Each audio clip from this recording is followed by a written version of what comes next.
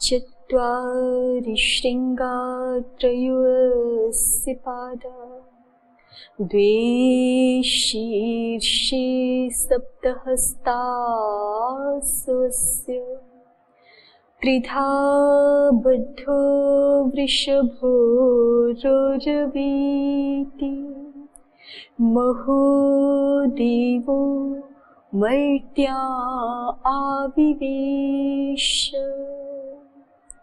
सक्तुमिव तित उना पुनन्तो यत्र धीरा मनसा वाचमकृत अत्रा सखायः सख्यानि जानते भद्रैषां लक्ष्मीर्निहिताधिवाची भद्रैषां लक्ष्मीर्निहिताधिवाची। ओम श्री परमात्मने नमः। ओम श्री गुरुभ्यो नमः। ओम सर्वेभ्यो नमः। ओम ए ओंग ऐ औच, इन सूत्रों पर हम भाष्यकार का व्याख्यान देख रहे हैं अभी। ए ओंग ऐ औच, जिज्ञासु इस पर विचार करना चाहते। इदम विचार्यते इमानि संध्यक्षराणि तपराणि व उपदिश्येरन् एत ओत ग ऐत औत च इति अतपराणि वा यथान्यासमिति। जिज्ञासु कह रहा है कि हमारे तीसरे और चतुर्थ ये प्रत्याहार सूत्र हैं ए ओंग ऐ औच, तो इनको आचार्य ने जैसा पढ़ा है वैसे ही रहने चाहिए कि इसमें जो ये चार संधि अक्षर हैं ए ओ ऐ औ, इनको तपर करके पढ़ देना चाहिए, ये विचार करना है। प्रदीपकार देखिए, ए ओंग ऐ औच इदम विचार्यते इति तपरात् परः संध्यक्षरोपदेशो विचार्यते इत्यर्थः। तत्रोपदिश्येरन् इत्यत्र सत्त्वभूतापि यद्यपि क्रियाभिधीयते तथापि बुद्ध्या परामृष्टा सत्त्वरूपतामापादिता विचारक्रियायां कर्मभावम् अनुभवति यथा पश्य मृगो धावतीति शरणं दर्शने। प्रदीपकार कह रहे हैं तपर अतपर संध्यक्षरोपदेशो विचार्यते इत्यर्थः। ठीक है, उपदेश पे विचार करना है कि तपर उपदेश किया जाए संधि अक्षरों का कि अतपर उपदेश किया जाए। तपरा अतपर उपदेशो विचार्यते। ठीक, तत्र उपदिश्येरन्, अब बात पूरी हो गई। जो भाष्यकार के बारे में उनको कहना था वो पूरी हो गई। अब केवल वाक्य संरचना पर एक बात कह रहे हैं आगे। तत्र उपदिश्येरन् इत्यत्र असत्त्वभूता अपि यद्यपि क्रिया अभिधीयते। भाष्यकार के शब्द ऐसे है ना, इमानि संध्यक्षराणि तपराणि वा उपदिश्येरन्, ऐसे हैं। तो वहां कह रहे हैं कि उपदिश्येरन्, यहाँ पर असत्वभूत है यद्यपि, फिर भी क्रिया का अभिधान किया जा रहा है। माने उपदेश किया नहीं है ना, उपदेश कर दिया जाए। उपदेश किया तो नहीं आचार्य ने तपर, आचार्य ने तो बिना तपर वाला उपदेश किया हुआ है। ए ओंग ऐ औच ऐसे पढ़ा है, बिना तपर का उपदेश। ठीक है ना देव स्मृति जी, क्या बात चल रही है? नहीं पता चला? बस अभी इतनी ही बात शुरू ही की है कि ए ओंग ऐ औच जैसे के जैसे पढ़े हुए हैं वैसे ही रहने दें, कि ये जो इसमें चार वर्ण है ए ओ, इसके बाद तकार तकार लगा दे। देखो भाष्यकार ने लिखा तो है ना, इदम विचार्यते इमानि संधि अक्षराणि तपराणि वा उपदिश्येरन्। तपर करेंगे तो कैसे हो जाएगा? ए के स्थान पे एत, ओ के स्थान पे ओत, फिर गकार। ठीक है, और ऐसे ही ऐ औच सूत्र का स्वरूप क्या हो जाएगा? ऐत औत च, ऐसा स्वरूप हो जाएगा। तो बस यही विचार कर रहे हैं कि ऐसे तकार लगा करके तपर करके इन दो सूत्रों को पढ़ना चाहिए कि बिना तपर के पढ़ना चाहिए। अब उसमें क्या प्रयोजन आगे जिज्ञासु देख रहा है वो तो आगे बात चलेगी। अभी इतनी बात भाष्यकार ने कही कि बिना तपर के पढ़ें, जैसा है महर्षि पाणिनि मतलब माहेश्वर सूत्रों में जैसा है वैसा का वैसा पढ़ें, बिना तपर वाला या तपर करना चाहिए। अब प्रदीपकार इस पे ये कह रहे हैं, तपरा तपर संध्यक्षर उपदेशो विचार्यते इत्यर्थः तत्र उपदिश्येरन इत्यत्र असत्वभूता यद्यपि क्रिया अभिधीयते। कह रहे हैं कि उपदिश्येरन एक ऐसी क्रिया है जो अभी विद्यमान नहीं है, उपदेश कर दिया जाना चाहिए, ऐसा कहा जा रहा है ना उपदिश्येरन के लिए। तो तथापि बुद्ध्या परामृष्टा सत्वरूपताम आपादिता विचार क्रियायाम कर्म भावम अनुभवती। फिर भी बुद्धि से परामृष्ट होकर के सत्वरूपता को प्राप्त होकर के विचार क्रिया में कर्म रूप में ये हो जाती है। देखिए जो भाष्यकार का वाक्य है उसमें मुख्य क्रिया तो है इदम विचार्यते, ये विचार किया जा रहा है ना, विचार्यते मुख्य क्रिया है और उसका कर्म बन गया है उपदिश्येरन एक प्रकार से कि ये संध्यक्षर हैं उनको तपर कर दिया जाना चाहिए या अतपर ही रहने देना चाहिए, यथा न्यास अतपर ही रहने देना चाहिए। तो उसको अब कोई कहे कि उपदिश्येरन ये तो जो है वो अवर्तमान क्रिया है, असत्वभूत क्रिया है, अभी निष्पन्न तो हुई ही नहीं, तो जो भी कारक होते हैं ना हमारे वो सिद्ध रूप वाले होते हैं, कर्ता कर्म करण आदि। क्रिया तो साध्य रूप हो सकती है, वो एक एक क्षण में से गुजरती हुई क्रिया जो हम तिङंतों के द्वारा दिखाते हैं, ठीक है, लेकिन जो भी कारक होते हैं वो हमेशा सिद्ध रूप वाले ही होते हैं, बिना सिद्ध रूप हुए उनकी कारकता नहीं हो सकती। ध्यान दे करके देखिए आप, सारे कारकों में कर्ता कर्म करण संप्रदान आदि जितने भी कारक होते हैं वो हमेशा सिद्ध रूप ही होते, कभी भी साध्य रूप नहीं होते। तो यहाँ पे ये जो उपदिश्येरन क्रिया है, ये विचार्यते जो मुख्य क्रिया है ना, उसकी कर्म के जैसे प्रतीत हो रही है, उसके कर्म भाव को आपन्न हो गई है, कर्म भाव को प्राप्त हो गई है। तो कोई यहाँ प्रश्न कर सकता है कि ये कर्म कैसे बन गई उपदिश्येरन, जो कि असत्वभूत क्रिया है, तो ये सिद्ध रूप वाली तो है नहीं, सिद्ध रूप वाला तो नहीं हुआ ना कर्म, और जब तक सिद्ध रूपता नहीं हो सकती तब तक उसको कारक नहीं कह सकते, वो कर्म भाव को नहीं प्राप्त कर सकता। ये कोई प्रश्न करे तो उसके लिए प्रदीपकार ने समाधान किया है कि तत्र उपदिश्येरन इत्यत्र असत्वभूता यद्यपि क्रिया अभिधीयते। उपदिश्येरन इसके द्वारा असत्वभूत क्रिया को यद्यपि कहा जा रहा है, तथापि बुद्धिया परामृष्टा सत्व रूपम आपादिता, लेकिन फिर भी बुद्धि से परामृष्ट होकर के, यद्यपि अभी निष्पन्न नहीं हुई है लेकिन बुद्धि से हम देख रहे हैं कि उपदेश कर दिया जाए, तो बुद्धि से परामृष्ट होकर के सत्व रूपता को प्राप्त हुई ये उपदिश्येरन क्रिया जो है वो विचार क्रिया के प्रति कर्म भाव का अनुभव करती है। दृष्टांत देकर के बता रहे हैं, यथा पश्य मृगो धावतीति शरणम दर्शने।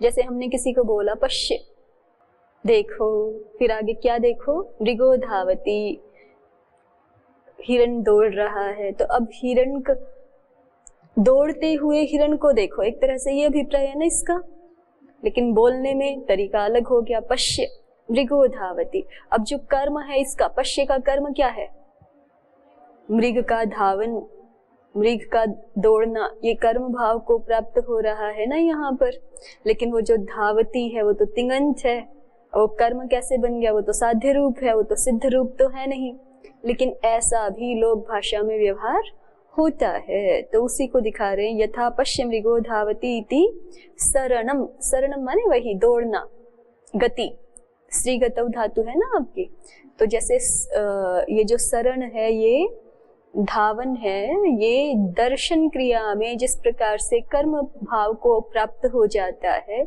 उसी तरह से कह रहे हैं कि उपदिश्येरन भी जो है वो बौद्धिक रूप से परामृष्ट होकर के विचार्यते के कर्म भाव को प्राप्त हो जाएगा। आगे देखिए, समाधाता कहते हैं कश्चात्र विशेषः।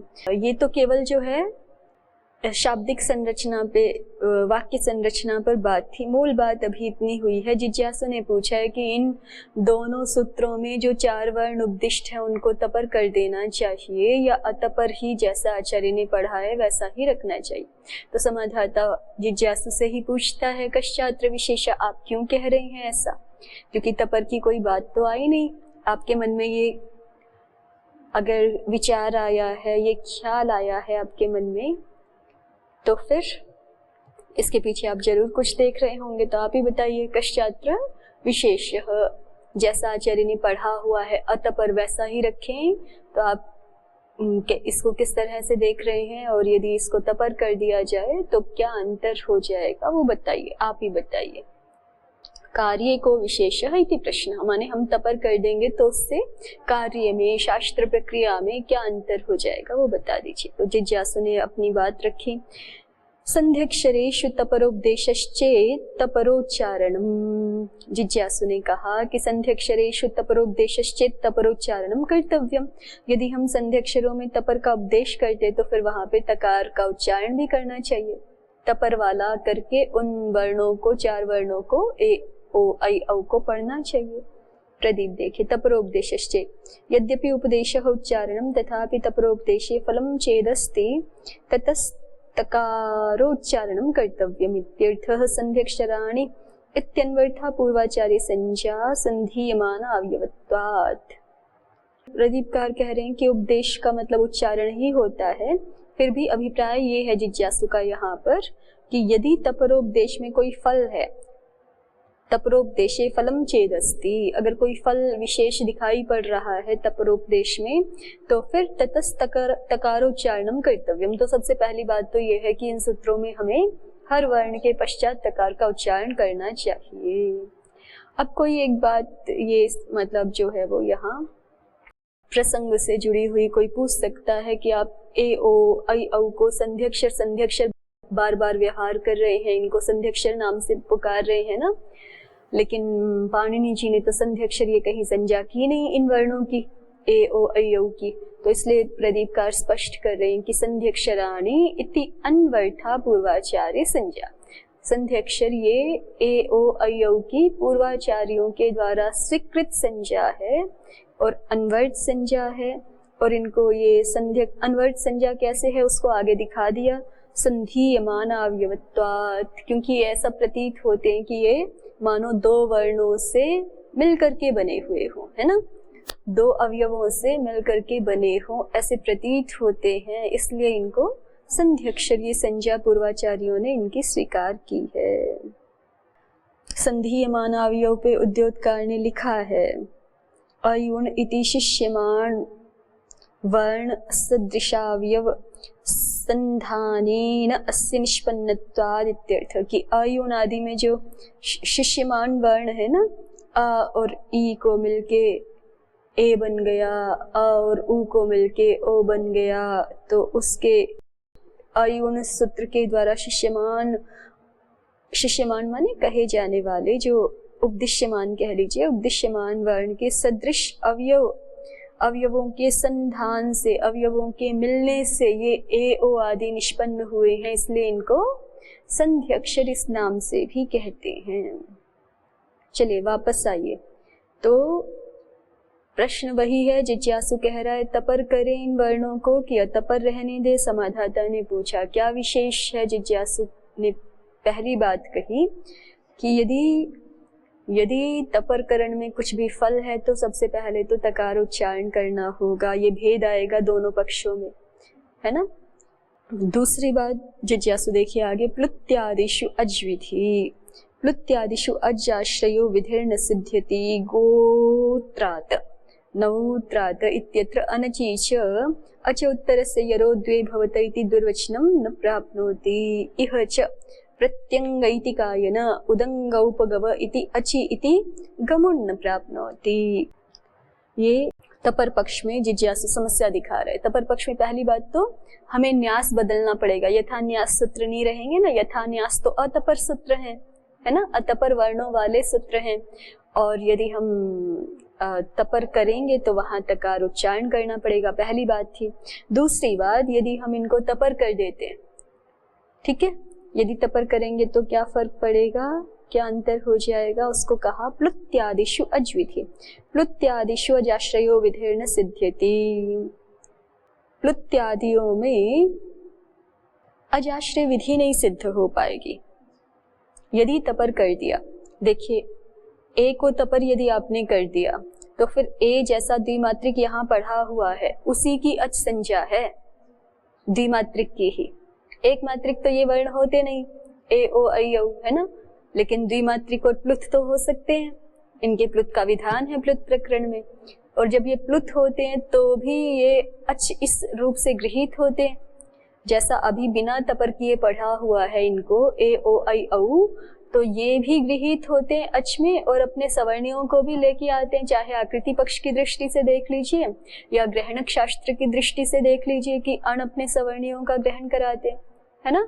तो ये ए ओ ऐ औ जब प्लुत होंगे तो भी ये अपने सवर्णियों, ये प्लुत वाले ए ओ ऐ औ भी सवर्णियों के रूप में अच संज्ञा के अंतर्गत गृहीत होंगे या आकृति पक्ष के द्वारा गृहीत होंगे, तो इसलिए प्लुत वालों की भी अच संज्ञा होगी।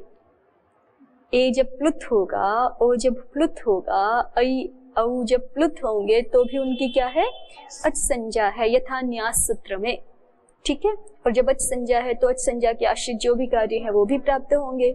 लेकिन यदि तपर कर दिया तो तब तो फिर ये जो जैसे द्विमात्रिक पढ़े हुए हैं, ये चारों के चारों द्विमात्रिक पढ़े हैं यहाँ पर, तो उन द्विमात्रिक की तो अच संज्ञा होगी, लेकिन फिर प्लुत वालों की नहीं हो सकेगी। क्यों नहीं हो सकेगी प्लुत वालों की? क्योंकि अनुदित सूत्र तो ग्रहण कराने जाएगा, लेकिन फिर उसका निषेधक जो है आगे, उसका नियमन करने वाला तपरस तत्काल से कहा हुआ है कि तपर वर्ण तत्काल सवर्णों के ही ग्राहक होते हैं, ठीक है।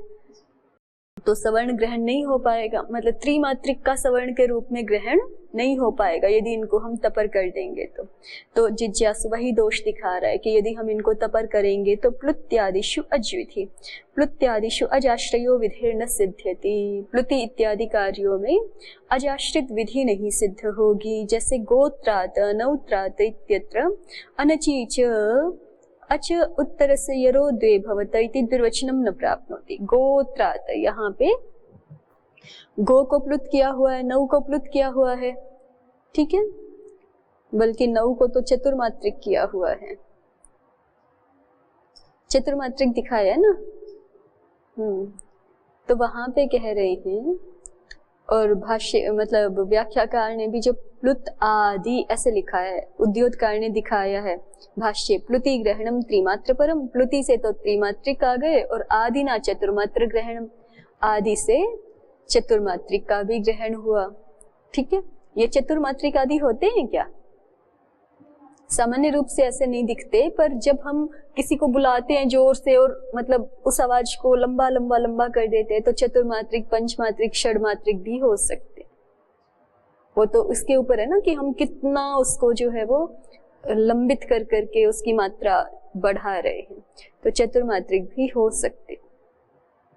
और यहाँ दिखाई रहे हैं भाष्यकार आदि ग्रहण करके, और भाष्यकार की स्वयं की पंक्तियां हैं, ये गोत्रात नौत्रात, तो भाष्यकार प्रमाण है चतुर्मात्रिक भी होते, ठीक है।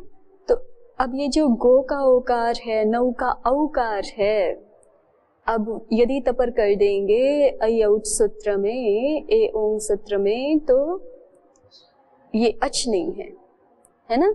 अब ये अच नहीं है तो अनचीच हम एक संधि कार्य करना चाहते हैं। अनचीच का अर्थ क्या होता है?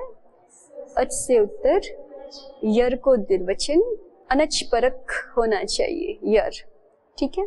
तो अब देखिए, सामान्य रूप से गो यदि अच हो जाता, गो का ओकार यदि अच हो जाता, नौ का औकार यदि अच हो जाता, तो उससे उत्तर जो तकार है वो यर में आ रहा है ना, और अनच परे है क्योंकि रेफ परे यत्र में, ठीक है। तो सूत्र घट रहा था, सूत्र का कार्य यहाँ पे अनचीच च का कार्य माने तकार को द्विवचन होना चाहिए था, लेकिन हो नहीं पाएगा। क्यों नहीं हो पाएगा?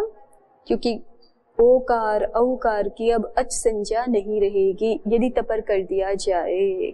ठीक, तो ये जिज्ञासु दोष दिखा रहा है। प्लुत्यादि ष्वज्विधि न सिद्ध्यति गोत्रात नौत्रात इत्यत्र अनचीच अच उत्तरस्य यरो द्वे भवत इति दुर्वचनम न प्राप्नोति।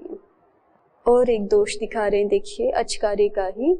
इह च प्रत्यंगैतिकायनः उदंगौपगव इति अच इति गमुन न प्राप्नोति। अभी तो गमट करके दिखाया हुआ है, दो गकार पढ़े हुए हैं ना, लेकिन स्थिति ये दिखाना चाहते प्रत्यंग और ऐतिकायन, उदंग और औपगव। अब ये ऐतिकायन औपगव संबोधन के प्रयोग दिखाए हुए हैं ना, तो इनमें वही जो है वो दूराधूतेच और फिर गुरोरनृतो से केवल अंत वाले को ही प्लुत नहीं होता ना, अन्य कोई गुरु संज्ञक हो उसको भी प्लुत हो जाता है। तो औपगव का औकार और ऐतिकायन का ऐ, ये गुरु संज्ञक है ही अपने आप से, द्विमात्रिक है। दीर्घम च गुरु भवति, दीर्घ भी गुरु होता है ना, तो ये गुरु हैं, तो इसलिए इनको प्लुत विधान कर सकते हैं। ठीक है, प्लुत भी विधान कर सकते हैं, और इनको तो चतुर्मात्रिक दिखाया हुआ है यहाँ पे, चतुर्मात्रिक भी कर ही सकते हैं।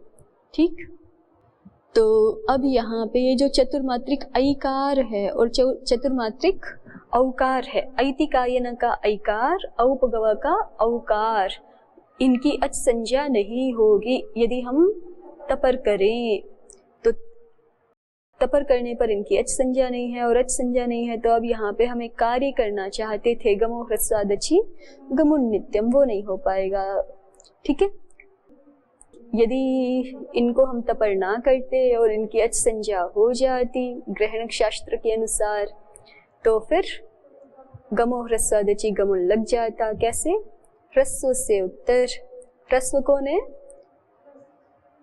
घटाओ सूत्र। प्रत्यंग में ये जो अंतिम अकार है ना, या उदंग में जो अंतिम अकार है, ये ह्रस्व हुआ। ह्रस्व से उत्तर गमो ह्रस्वादचि गमुन नित्यम, ह्रस्व से उत्तर जो गम, उससे उत्तर जो अच, उसको गमुट हो जाता है। गमो ह्रस्वादचि गमुट नित्यम, ह्रस्व से उत्तर गम होना चाहिए, गम से उत्तर फिर अच होना चाहिए, उसको नित्य ही गमुट्टागम हो जाता है। ठीक, गमुट जो है वो टित है तो अच के आदि में बैठेगा, और वही करके दिखाया भी हुआ है इन्होंने, गमुट करके दिखाया हुआ है ना। तो कह रहे हैं कि ये गमुट रूप जो कार्य है वो चाहिए तो, लेकिन प्राप्त नहीं हो पाएगा यदि अच संज्ञा ना हो। स्पष्ट है? बढ़े आगे। तो ये दो बातें अभी तक जिज्ञासु ने कही। यदि तपर पक्ष रख रहे हो तो तपर का तकार का उच्चारण करो सूत्रों में, और दूसरा ये भी दोष आएगा कि प्लुत्यादि स्थानों पर, प्लुत्यादियों में या फिर जहाँ चतुर्मात्रिक है वर्ण, वहां पर अज कार्य हो नहीं पाएंगे उनको, क्योंकि अज संज्ञा नहीं हो पाएगी। और जिज्ञासु एक और आगे दोष दे रहा है, प्लुत संज्ञा च न सिद्ध्यति ऐतिकायन औपगव उकालो अच ह्रस्व देह प्लुत संज्ञो भवति इति प्लुत संज्ञा न प्राप्नोति। प्लुत संज्ञा न सिद्ध्यति, कि प्लुत संज्ञा भी सिद्ध नहीं होगी। पहले ये बात थी कि अच कार्य नहीं सिद्ध होंगे, अच संज्ञा पर बात थी, है ना। अच संज्ञा को निमित्त बना करके जो कार्य शास्त्र में कहे गए हैं वो नहीं हो पाएंगे, त्रिमात्रिक चतुर्मात्रिक को ये कहा था। अब कह रहे हैं कि प्लुत संज्ञा ही सिद्ध नहीं होगी। कहाँ पर? देखिए, प्लुत संज्ञा च न सिद्ध्यति ऐतिकायन औपगव, यहाँ पे आप वही प्लुत करेंगे गुरोरनृतो वाला, तो यहाँ पे कह रहे हैं कि उ कालोच ह्रस्व दीर्घ प्लुत संज्ञो भवति इति प्लुत संज्ञा न प्राप्नोति। प्लुत संज्ञा भी नहीं हो पाएगी। क्यों नहीं हो पाएगी? क्योंकि प्लुत संज्ञा कौन से सूत्र से होती है? उ कालो ह्रस्व दीर्घ प्लुत, ह्रस्व दीर्घ प्लुतः, ये तो है उ कालो ह्रस्व दीर्घ प्लुतः। तो उ काल वाला अच होना चाहिए, अच है ना वहां बीच में, उ कालो ह्रस्व, अच ह्रस्व दीर्घ प्लुत संज्ञो भवति। पहले अच संज्ञा हो तब जा करके ह्रस्व दीर्घ प्लुत संज्ञा होती है। उ काल वाला माने एक मात्रिक, द्विमात्रिक, त्रिमात्रिक क्रमशः जो अच है, उ उ उ, इस प्रकार के काल वाला जो अच है उसकी क्रमशः ह्रस्व दीर्घ प्लस संज्ञा होती है। अब जब इसकी अच संज्ञा ही नहीं है, अच संज्ञा कैसे नहीं है वो हमने पहले देख लिया, क्योंकि आप तपर कर रहे हैं तो द्विमात्रिक की ही केवल अच संज्ञा होगी, त्रिमात्रिक की तो अच संज्ञा होगी नहीं। अब जब त्रिमात्रिक अच संज्ञक ही नहीं है तो उस त्रिमात्रिक की प्लुत संज्ञा होना भी संभव नहीं है। ठीक।